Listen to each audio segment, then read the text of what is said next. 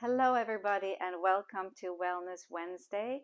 Let's start by giving ourselves a big hug today with everything that's going on in the world and just tuning into our breath for a few moments. The big hug, we're placing our thumbs right here below the collarbone, which helps to exhale, and we're placing our fingers right here on the inside of the arm and shoulder.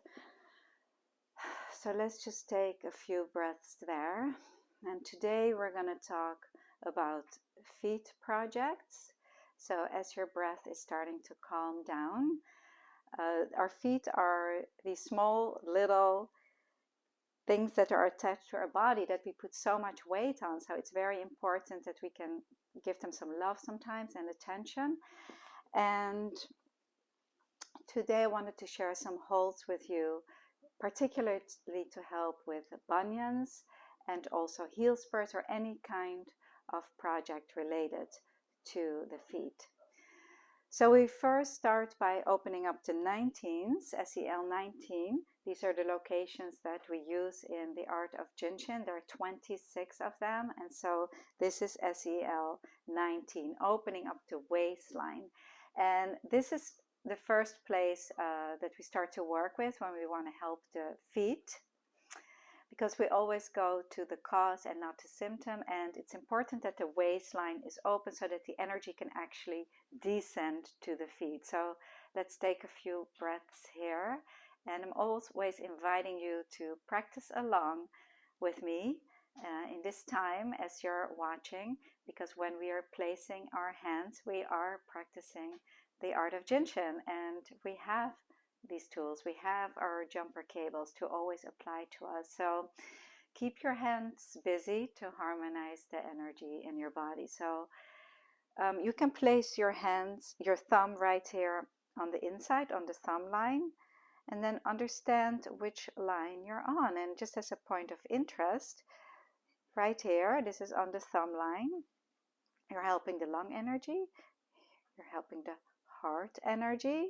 You're helping the diaphragm energy. So see where there's any tightness for you, and then understand which energy line it's on and what that means to you in your life. And of course, we can keep it very simple. We don't need to understand this at all.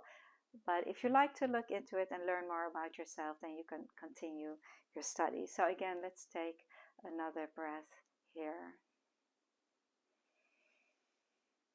And you may feel a pulsation coming up into the spots, and that's the energy beginning to spiral. You may also observe that the safety energy location is becoming less tight, that it's starting to open up. And again, that's just by holding it, that the energy is able to move through the body. And when the safety energy locations open, the body begins to harmonize, and we then are being connected to source energy. And that's what we do in the art of jinshin. We bring our individual body into rhythm with universal energy or consciousness. And that's why this is such a beautiful practice, because it really goes beyond our own physical individual body, connecting us to source and universal energy, consciousness. We are a reflection. So all we need to do is get back into that state and into harmony, and the art of jinshin will bring us there. You will probably start to feel your body relax.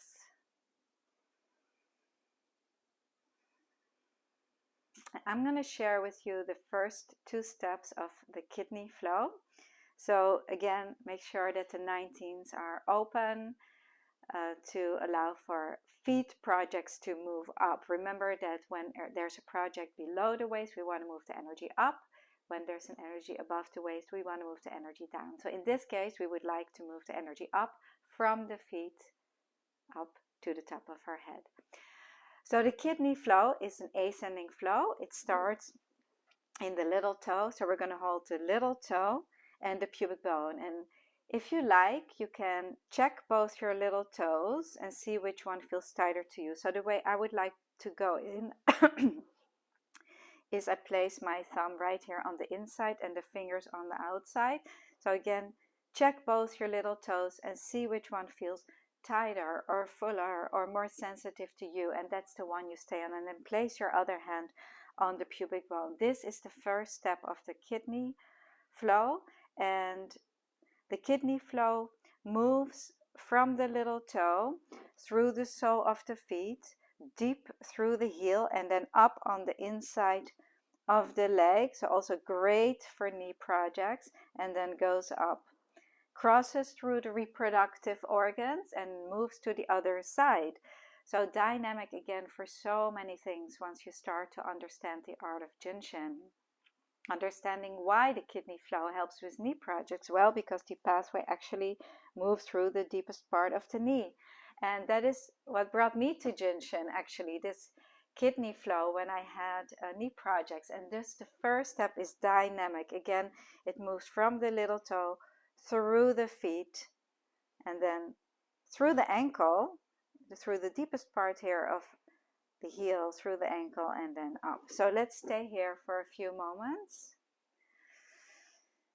It's an ascending flow, so it helps the inhale of the body, receiving the abundance and everything we would like. And for that reason, it was so important to begin with the big hug where we exhale and unload, because unless we exhale and unload completely, we cannot inhale and receive. So it's all about this balance between exhaling and letting go, and inhaling and receiving. And so this first step allows for the inhale. Another attribute that the kidney flow has, and particularly this first step, it's dynamic for panic attacks. And I had a friend once who actually wanted to run to the hospital. He wanted to call 911, and I was noticing that he was having a panic attack. So I said, lie down. And I really got into this first step, this little toe and the pubic bone, and his shaking stopped and he really started to calm down. So when you hold just this flow to help and harmonize the feet, it actually will help so many things, so many different things. So let's take another breath here, and then we're going to move our hand from the little toe to the tailbone. And now we're having like a sandwich. We're having one hand on the pubic bone and the other hand on the tailbone. And you can use the back of your hand or the palm, your fingertips. I always like to place my fingertips here. And this is dynamic for total body circulation.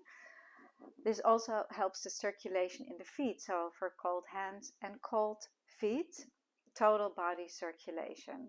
So again, these first two steps of the kidney flow are dynamic, and you can practice these few steps on one side, or you can practice the other side as well, just to bring balance to both sides. However, you can always practice just one side. If you go to the tighter side, that will unload, and then the other side will automatically be able to find its way. Energy will always find its way, so you cannot go wrong with it. Just place your hands. And then I would like to introduce you to another dynamic hold, and this is particularly helpful for projects such as bunions. And that is placed, a bunion is here, it's a growth that comes from the side of the big toe. And we often see it in older people, but also in younger people. You can see the beginnings of it. So if you don't want a progression of it, that this hold can be dynamic. This is SEL 6. Remember, I was talking about the 26 safety energy locations. We've covered a few today.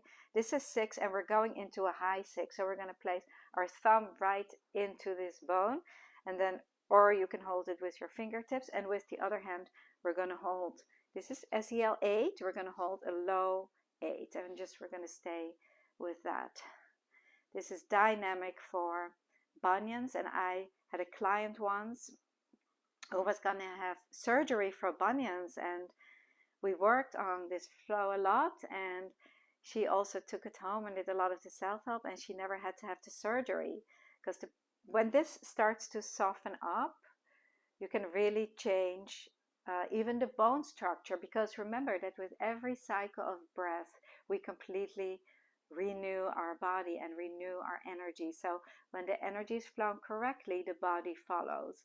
So when this opens up, if you have a bunion, you will feel that there's a tight spot. You want to open this up. You want to open it up till it's soft so that the energy can move through it.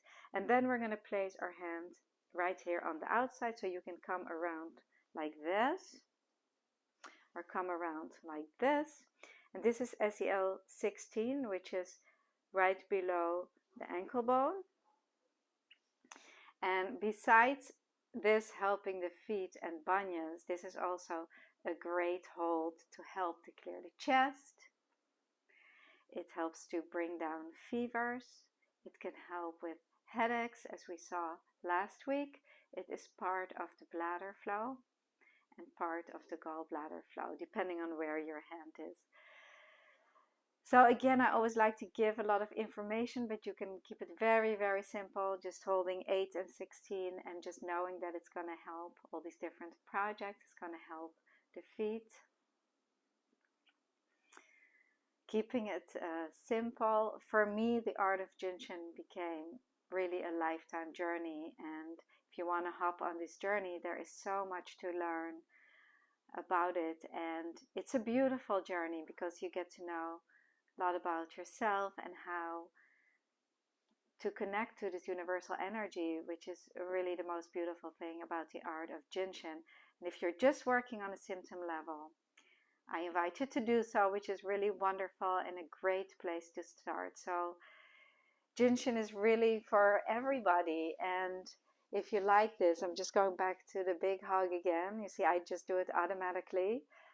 For me, it's second nature, and I hope that the art of Jinshin will be second nature for you too, since we all come into the world with this innate wisdom of how to heal our bodies and how to help ourselves. So with our jumper cable, apply them to your fingers, to the holds, and just enjoy this capability of self-healing. So I see you all the next time, and thank you so much for joining.